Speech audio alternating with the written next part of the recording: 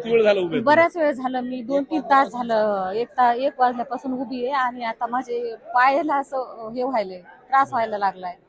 काहीतरी सोय करायला पाहिजे होती, अजून थोडे बूथ वाढवायला पाहिजे होते, नाही तर अजून एखादी सेपरेट रूम करायला पाहिजे होती यांनी. आता बायकांना बघा ना किती त्रास व्हायलाय, म्हाताऱ्या बायका पण तिथं उभ्या आहेत आणि कोणतीच सोय नाही, काय नाही. त्यांना पाणी वगैरे द्यायचं, कोणाला चक्कर यायली, कोणाला काही व्हायलंय, गरोदर बायका आहेत, लहान मुलं आहेत. मी नाही मतदान करणार, आता मला इच्छाच नाही मतदान करायची. बघा ना किती वेळ उभं टाकणार इथं. हा आणि अजून पण किती गर्द आहे पहा ना, इथं खूप गर्द आहे ना. साहेब आतमध्ये काय अडचण आहे मला तरी काय माहिती आहे, नेमकं आतमध्ये काय चाललंय. पण 4 तास ते 5 तास झालं बारीला आहेत, कुठलेच हे नाही म्हणतात मतदानाची सोय, आणि बाहेर सोय नाहीये. नेमकं आम्ही काय करावं हे समजेना.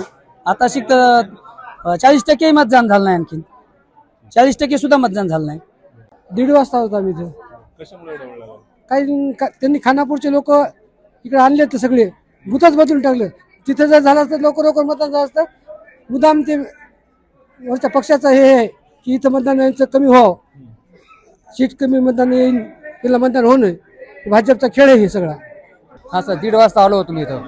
हा पण होतो जागा जास्त काही जागा हल्ली नाही काय नाही, तर आम्ही ते जागायचो जास्तीत जास्त 10 ते 15 फूट आम्ही हल्लो असं जास्तीत जास्त असं. काय माहित नाही सर, काय माहित काय झालं. खूप मध्ये वेळ लागायला असे, लेडीजला तेवढाच वेळ लागायला, जेंट्सला तेवढाच वेळ लागायला.